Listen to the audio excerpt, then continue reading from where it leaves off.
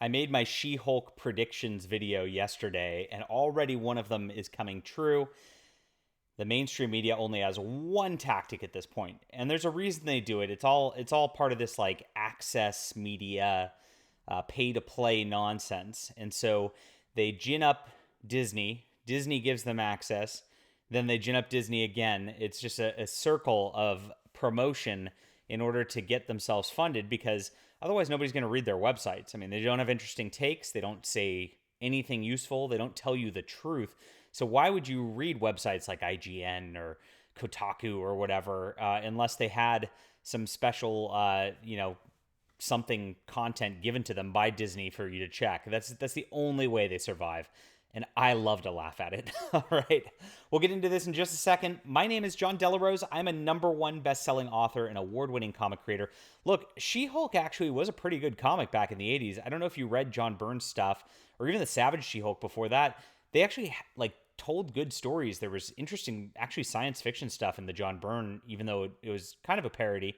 They actually went out into space for a bit. It was a lot of fun.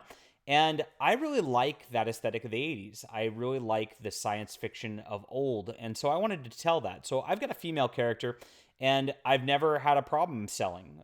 This is going great with Overmind. We are crushing it like never before, even though I have a toxic masculine audience. Isn't that odd? It's almost like storytelling is what matters and not identity politics like they try to make you believe.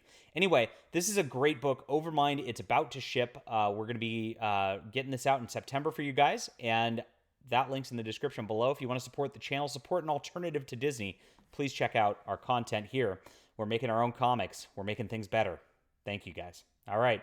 Here we are. It's already mainstream media outlets just disingenuously claim She-Hulk review bombed by angry male fans, despite series having more false positive reviews than negative. I love that Bounding Into Comics actually researches into the reviews and actually shows what's going on.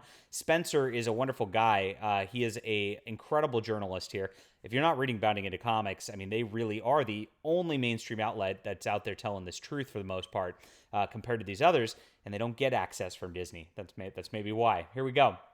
In the latest attempt by the legacy media to cope unquestionably for Disney's next product, numerous outlets are attempting to claim She-Hulk Attorney-at-Law has been they're the victims here, of review bombing campaign, despite the fact that the series actually holds more false positive ratings than negative ones. The reviews were awful last night, guys. It's already really bad on IMDb, 4.9.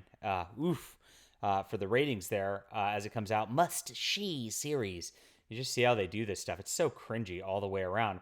So they just say that because the reviews are bad, that toxic males are coming in and saying bad things about this just because it's a female-led show. No, again, it's just about the fact that Disney can't produce a good show that people want. Look, this is a superhero show. She-Hulk is supposed to be a cousin of Bruce Banner who's goes around and beats up bad guys. It should be that simple. That's what we're doing in our books. We're beating up the bad guys with our heroes. It's not that hard. But they got their little corporate boardroom together, and they're like, we're going to make this one part attorney drama. We're going to make this one part strong female lead women's issues. We're going to make this one part, and then we'll kind of throw in some Marvel Universe stuff too. So when you get all that in there, you get 2/3 crap and 1/3 actual content. And when you mix 2/3 crap with 1/3 anything, you get all crap. That's exactly what they got for She-Hulk here. We saw in the trailer that they were actually cheaping out on the effects. They were just making everything look as bad as possible aesthetically. It's just something that people don't want to watch. It's pretty simple why this formula is failing. The people in Hollywood can't tell a decent story. They don't know what a hero is. They don't know what morality is. So they have to water everything down into these identity tropes over and over and over again. And as they circle that drain, the content keeps getting worse and the fans start to tune out. I don't know at what point they're going to start to realize this. I mean, I guess Warner Brothers did as they pulled that Batgirl movie before it even hit theaters because they knew it was going to damage their brand so much that there was no way they'd be able to recover from it.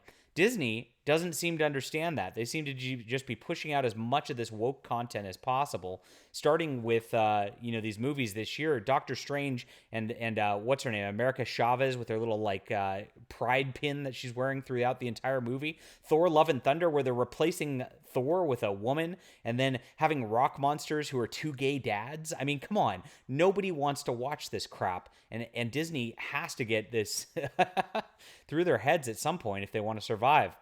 I don't really care if they survive or not. I'm having fun over here talking about this. I love that they're going to their one strategy. The media is covering up for the fact that this is just a bad show at the end of the day.